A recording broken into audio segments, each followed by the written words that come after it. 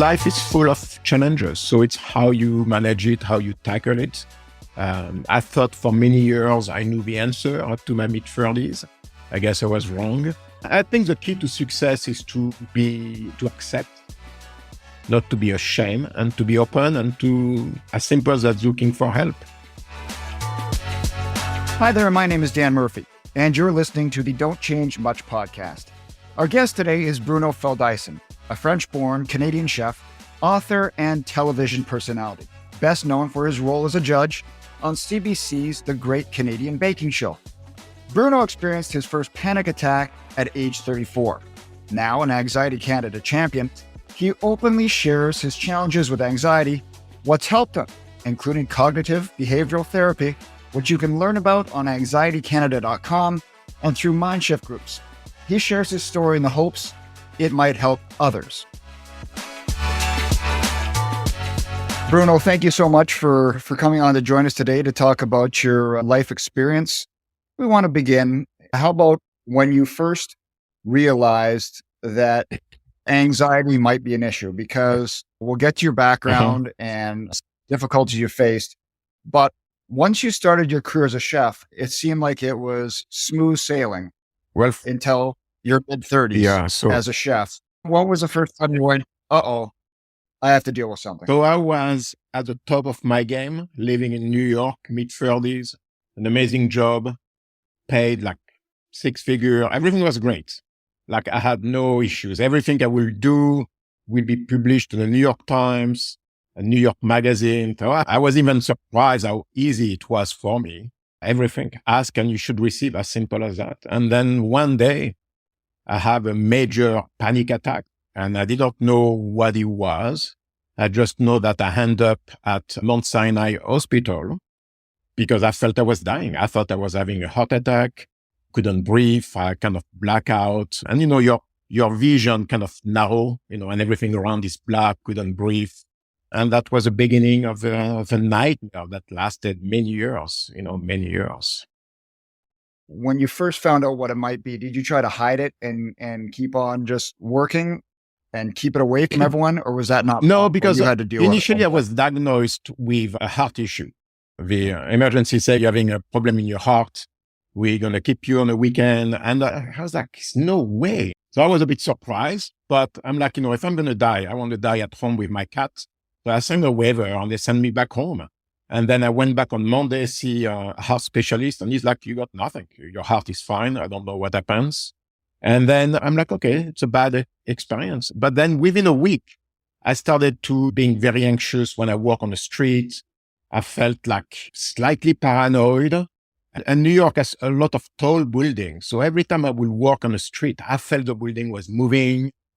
And then, it's like triggering. You start to hyperventilate. And the fear was always like, what if I collapse on the street and I look so stupid in front of people? And after a week, it's starting to get worse. I'm starting to self-diagnose myself with many issues. I didn't have internet at that time. So, but, I will scan my body nonstop. And then from that, just stop going to restaurants, stop meeting my friends, starting to call in sick and I had a panic attack a month later on a plane. I was flying to Los Angeles and I wanted just to scream and get out from that plane. I was like starting to sweat. And so I have to go to the bathroom and bite my finger very hard. So it's like moment of, I wouldn't say hallucination, but moment where you lose control. And then I'm like, I'm not flying back. There's no way I can get back on a plane. So it was a weird experience. For many years, I just barely manage it sometimes. Sometimes I will stay home for a week, but I never felt depressed. I think it was just a fear of what if I collapse on the street? What if, I lose my mind more than not being able to walk? So no depression, but definitely like living in a cage because of those panic attacks. Manage your stress, not the other way around. For simple ways to improve your mental health, check out the free MindFit Toolkit from the Canadian Men's Health Foundation. Complete a self-assessment, access virtual counseling, and learn more about how anxiety, stress, or depression might be impacting your health. Go to menshealthfoundation.ca and access the MindFit Toolkit to start improving your mental wellness today.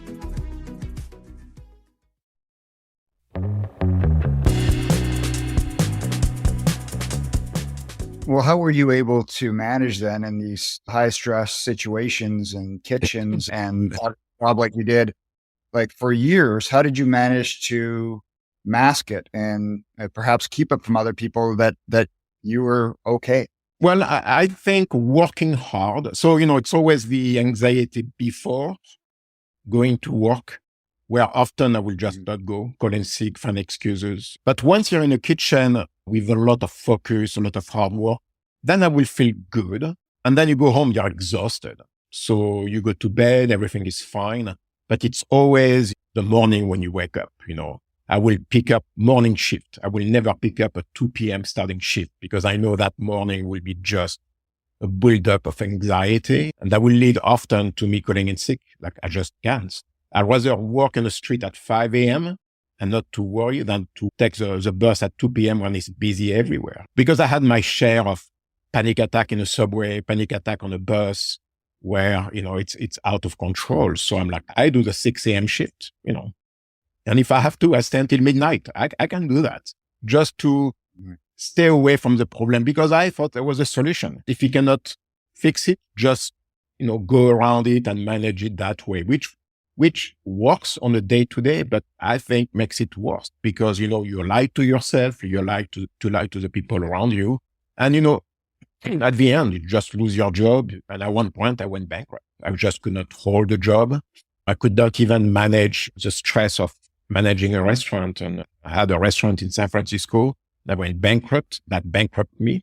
So at one point I was like 37 and I'm like, I need to start to find a solution. I cannot live like that. And it's difficult to be aware how bad it is. It's bad, but when you lose your home, you lose your job, you lose everything and you look at your bank account and it's like $100. That's all. And you're like, how did I let myself go that low?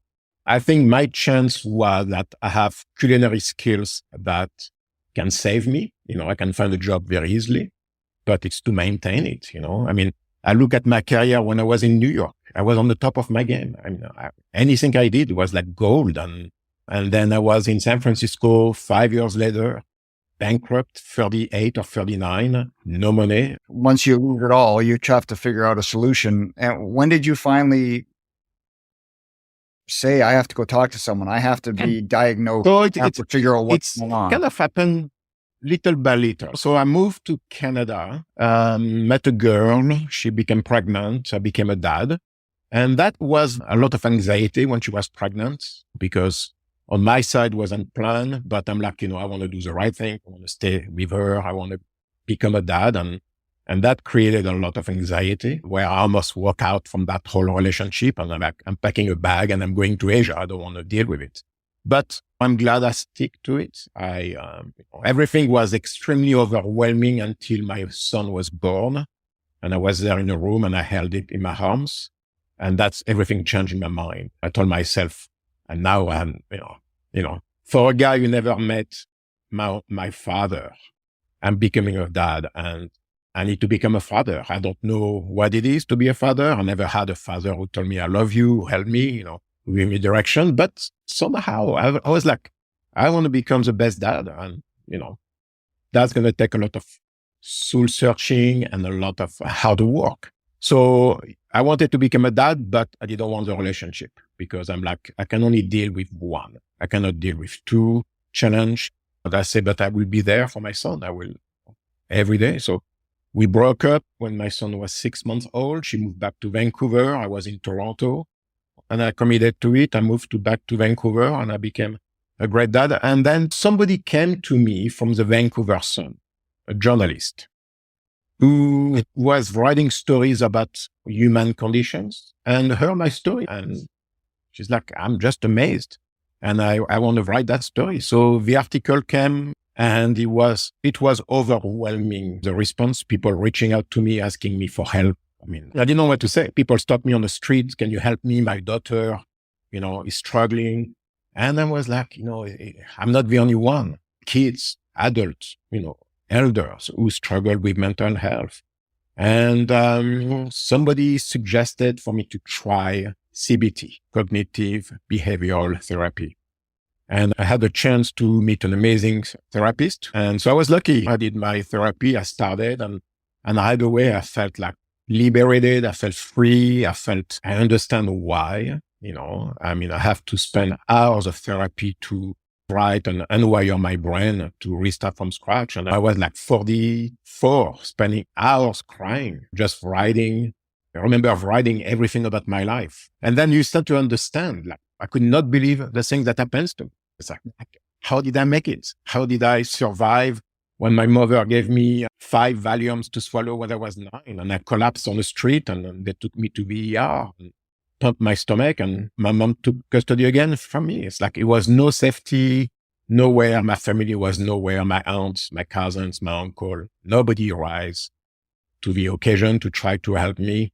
But yeah, well, let's go back there, Bruno, because you're clearly figuring out why you were having anxiety and panic attacks was stemmed from your childhood. So let's go back then to your memories of your childhood and living in France. When I analyze my family, I don't recall anyone saying, I love you, I miss you.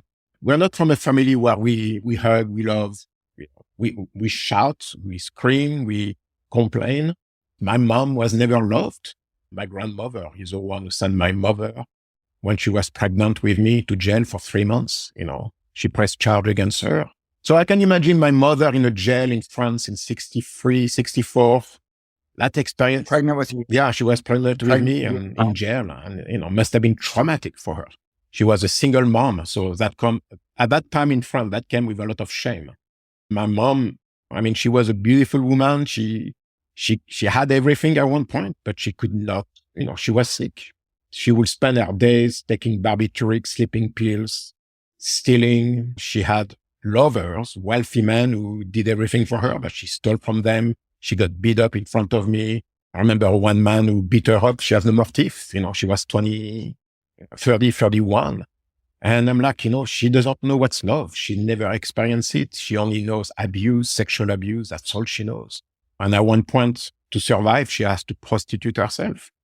And I remember being 10 years old, hiding in a closet when she was doing tricks with customers. And, then she got locked up in a psychiatric ward. My salvation, I think, was to be sent to a foster care system where I kind of find some support. I did some psychotherapy. He kind of gave me a food on the table, give me some support. One of the youth worker is my godfather today. Every time we go to France, we stay with him. I know him for more than 40 years and his kids are like my brothers and cousins, at least, and he loves my son the same way he loves his grandkids. So, it shows you that human beings, even deprived of any love, are able to somehow find love and connection. But it did affect me, my relationship for many years. I wasn't able to love somebody. I learned to survive myself early on. So having a woman or not wasn't an issue for me. And when I had a relationship with an amazing woman, I just screwed up. I just could not be in a relationship. Now it's better, way better, obviously. But I wish I had access to CBT when I was 20, 25. Yeah. And how old were you when your mother passed? I was about 14 or 15 years old, and. Okay. And where did your support come from at that point? So I was living in a foster care. So at one point, my mom was just in and out of hospital. I wasn't going to school. I had to steal for food. We have no money. We stay on the street.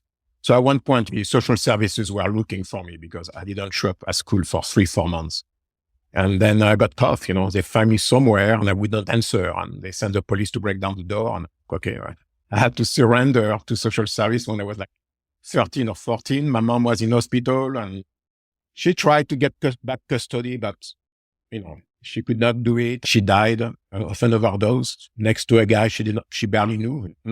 My aunt told me when they arrived in France, in Marseille from Algeria, a French woman went to my mom and my aunt, spit in her face, and told them, go back to your country. That was my mom's first experience of France when she was 19. Totally. Refugee. Yeah, refugee, totally lost, no job, no money. They have to live in a hurry, and she was dark skinned. So, my family, we are a mix of Italian, Germans, a bit Jewish, a bit Algerian. So, she doesn't fit the French look. My mom was dark skin, green eyes, and dark hair. So she was called a gypsy. She was called a carpet seller. I mean, she all the name she got, and she had that accent. You cannot hide from that. You knew right away she came from North Africa.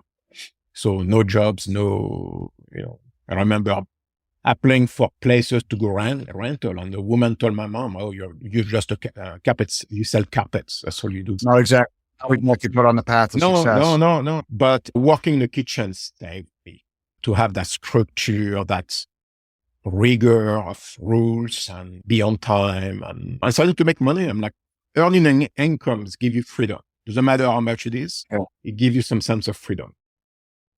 And how old were you when you first started realizing that the kitchen might be a path forward for you? I was good in school, but I didn't fit. I wasn't prepared because up to the last minute, I was told I will move to grade 12, I think. And then the last minute, one teacher decided I wasn't good. And so I found myself with nothing. No high school degree. I was 15. And because it was late in the year, I never applied to any trade school, any technical school. Everything was full. So I was walking on the street looking for something, and I saw a sign on the door. We're looking for the pastry shop. We're looking for an apprentice. And the guy said, and then I saw him driving a BMW, and maybe that's, that's something I can do and buy myself a car one day. And we're still in contact today. He was like mid-30s, not easy guy to work with, but very fair. Always give me extra money because he knew my story, but never judged me. And I felt like he held me to the higher standard in terms of work ethics. It was very difficult, but I felt like he cared a lot in a way that after my 2 years apprenticeship, I did my exam and I ended up being one of the best students in France, one of the highest scores during my exam. And of course, he took pride because for him, it's a sign of excellence that he's a good instructor. And from then, I started to know if you work hard, if you take the chance, if you see the opportunity, maybe even if it's not what you dreamed of, take it because it creates a path and the path can be great. So I understood that and nobody taught me that. I just saw the opportunities. I thought that working in kitchen, people with different backgrounds can come together and create magic moments. And I think when I graduated from that program, I was the best score in France and I get received by not prime minister, but like a member of parliament. They give me a medal, a certificate. I was in a newspaper. I was like, I didn't do anything special. I just did what I was trained for and it ended up being great. But I knew I didn't want to follow my mom's journey because I've seen it. I smelled it. I tasted it. I was like, I don't want that. So my mom experience taught me not to touch drugs, not to drink, not to take things for granted, not to hope, not to dream, because those things, unless you work hard, doesn't come. It's a form of education. In one hand, I wished I didn't have, that street learning experience, but it made me who I am today. I think it makes me very accepting of people of different backgrounds. It makes me accepting of anything. I welcome everyone in my life, and I think I'm very fortunate. I'm very lucky. I'm not a religious person, but I think maybe my mom somehow make it up by helping me to get some success, How were your relationships from you graduated from the culinary school and making your way up through the culinary world before you got your panic attacks in the mid-30s? Were you able to develop relationships then, Bruno? Yeah. Always a bit careful. Always, if it's too good, there's something wrong. It's never trusted anyone. When you live on the street at 13 years old or 12 years old, you are the bottom of the feeding chain. I have this sense of survival. I have great friends, but never that deep connections. I have girlfriend, but never that deep connections because on the back of my mind, I'm going to get screwed somewhere. They're going to take advantage because I saw my mom, the way she was taking advantage. So some people might say I'm very proud. Because even in the most difficult time, I will never ask for help. If it's financial or I'm like, I take the fight. I take the beat up, but I will never. And I took beat up when I was kids. I took beat up by older kids because I will never back down because I knew If you give an inch, you're done.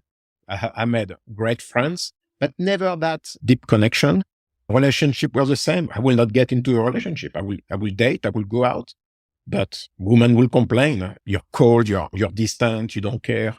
And I'm like, yeah, it is what it is. It was a way to protect myself because I had enough disappointment in my life from an early age. So a lot of missed opportunities, but that was the only way I knew to protect myself. How long before you put two and two together that the anxiety attacks and the panic attacks were all stemmed from your childhood? Or did you always kind of think that maybe this is unresolved from my youth? No, because I thought, look, I'm 33. I'm having the best time in my life. I'm in New York. Yeah, those panic attack must be coming for something else. My diet, stress, maybe I'm smoking cigarette too much. Frankly, I thought it was just a mental disorder unrelated to my youth.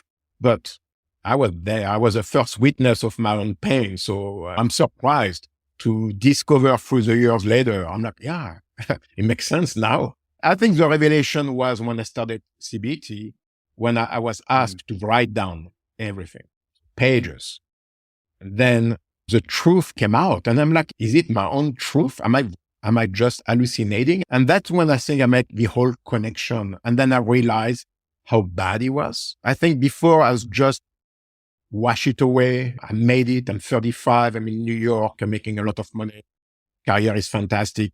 Of course I made it. I don't need to worry about my past. Actually, my past, when people ask me, I just invented, oh yeah, my dad died. My mom is still in France. I never told anyone of my past. Nobody knew it.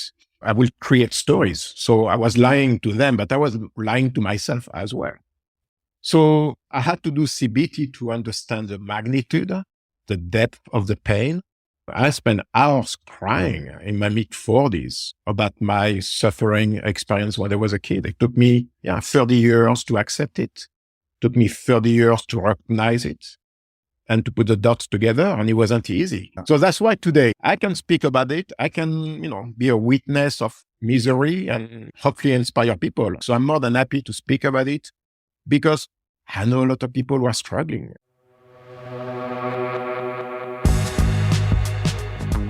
I have so many questions. I don't think we have enough time for everything, but how do you deal with it now? Because I'm guessing that it's a work in progress always, and you still have a high stress job. You still have to be in front of a camera. Yeah. So people are surprised, but I push myself. So I think I never wanted to be on TV. That wasn't part of my plan. So came my way, I was hesitant. I did it year one and I was struggling. I was overwhelmed by everything. I've never done television on that level. Very hard, long days. And, I keep having panic attack on set and nobody saw it. But I'm like, okay. And I didn't want to go back. After season one, I'm like, I can't. It's too hard. And then a friend said, why don't you take acting lessons? It's going to help you. There is a lot of training you can learn to be on camera. And it's all about relaxation, breathing. So it kind of mixed together with what I knew about biofeedback and everything. So I took acting lessons, I took on-camera training, and I started to feel grounded. I feel like I was in control and not the way around. And I found it liberating. I started to feel myself. And I'm like, actually, I'm starting to like it. I'm starting to enjoy it. I want to be on camera again. So the season 2 and 3, still have to manage it. There is good days, there is bad days. It does surprise people. They see me on TV and they think everything is fantastic and great and stars and sparkles. But I have to do my legwork to be sure I can deliver what I need. So there is that naive stress. That's what I call it. It's normal, when you go on set where you have this butterfly in the stomach. And of course, I'm nervous, but it's the process. And I felt like I'm so lucky to be able to treat myself this way through acting because it's part of the therapy. So it's just managing. Sleeping is very important. Exercising. Weather plays a big role. So days of low cloud really affect my health. I'm very sensitive to that. Blue sky days, I'm happy as you can be, but days where the cloud is low, it's gray, I tend to be more anxious, and I haven't had full panic attacks in a long time. I mean, 4 years now. But I still do therapy. I think it's like an old car you have to maintain. Good maintenance is important. So I do therapy once a month, sometimes twice, depending on the life events. Any kind of stressful situation, I call my therapist. Recognize the early signs and how to manage it and not go back, slowly regress all the progress I've done. It's hard work, but life is full of challenges. So it's how you manage it, how you tackle it. I thought for many years I knew the answer up to my mid-30s. I guess I was wrong. I think the key to success is to accept, not to be ashamed, and to be open, and to, as simple as looking for help. But I know help is not easy. Well, as you say, it is difficult, and there's still a stigma surrounding it. So, and I know you're a champion for Anxiety Canada. Mm-hmm. So, well, especially if you're male, you're young, you don't want to talk about it. You don't want to seem weak. So what would you say to someone who knows that there's issues, but they're on the fence about trying to begin to get help, to ask for help? The moment you find help, the moment you start to touch help, you feel like a warrior. You feel like a rock star. Your mind change overnight. The moment you find somebody who understands and listen to you, and that moment, it's like so powerful that you don't care anymore of people's judgment, frankly, because you know that you're not alone. You know there is thousands of people who are struggling. And then you understand people's reaction, the way they get back at you. You become a psychologist almost. You understand the human process. You understand the brain process. So you start to understand how people react to your interaction. They say, stress, definitely. But I say for any young male in Canada, we are so driven by a macho society, sport, you have to win, you have to go to the gym, all those things that if you don't fit into that pattern, it's difficult. But if you don't see help, it's not a great journey. So you need to reach out, do a first step. You're going to feel empowered. You're going to feel in control again of your life, and then you can pick what works best for you. I'm not a doctor, but breathing properly, it's so helpful. Exercising and outlook in life, staying away from triggers. I don't watch violent movies. Alcohol is not the answer. Drug is not the answer. CBT done marvel for me. It's probably the most effective for anxiety and panic attack. Well, your journey is incredible from where you came from to build yourself up to the top of your profession, to kind of move it all, and then to build yourself back up again is crazy. And the two things I would say is that at the time when you had your son, it could have been a breaking point the other way when it became too much, right? Like this responsibility, I've got this human now, but that kind of was a point of clarity for you. I think it's the beauty of human character. I've wrote about it. I've wrote a story called Becoming the Father I Never Had. And I've wrote about that experience. I met my father once when I was 8, I think, for 10 minutes. And, that's all I have. I was scared to become a father because I'm like, nobody taught me to be one. I never had one. I have no idea how it works. But once I had my son in my arms, the joy, the fear, but it's a different form of fear. And after everything was joy, joy, joy, joy. The first time he called me daddy, the first, our trip together. I mean, the difficult part now, it's like he's getting older, he's 17, so deep voice and won't spend more time with his buddies. And it's normal, it's part of life, So I have to learn that process now to let him go. I think the best things in my life, beats any job, beats anything. It values you as a human being. I'll end it with this. You said that growing up, nobody said, I love you. There wasn't that kind of support and relationship. So how often do you tell your son that you love him? Too often. Now he complains. I still, every night I go to his room, be sure he's tucked properly, his room has the right temperature, and he hates it now. He hates it. It's like almost like throwing shoes at me. But I told him, I say, I have another 2 years and 19, you're going to be gone. So I do it every night. First things in the morning, I wake up, I go see him. You sleep well? In a good way. It's like, leave me alone. But I think I give him a lot of love. He's my best friend. Well, with your story, and when people hear it, it will help them too, just to know that you can get help, you can fight, you can get back on your feet, and you can make the most of your life. It takes a lot of hard work, commitment, honesty, and people forget kindness, be kind. Many years ago, I was a kid. I was watching this TV show, in France. And I remember that writer, the journalist asked him, what's the highest form of intelligence? And the writer said, kindness. That will let you on paths that you don't know exist. And it's true. Being understanding, being not judgmental is very important because that plays into your success to recovery. If you judge people, you're hard on them, but you're hard on yourself too. Yeah. Well, I think that's great advice to leave on, Bruno. Thank you so much. Thank you very much. Thank you for having me. It was a pleasure. Thank you so much for listening. Please click the follow button if you enjoyed this conversation and join us each month for a new episode of the Don't Change Much podcast. To learn more about what you can do to improve your mental wellness, check out MindFit Toolkit at menshealthfoundation.ca and MindShift Groups at anxietycanada.com.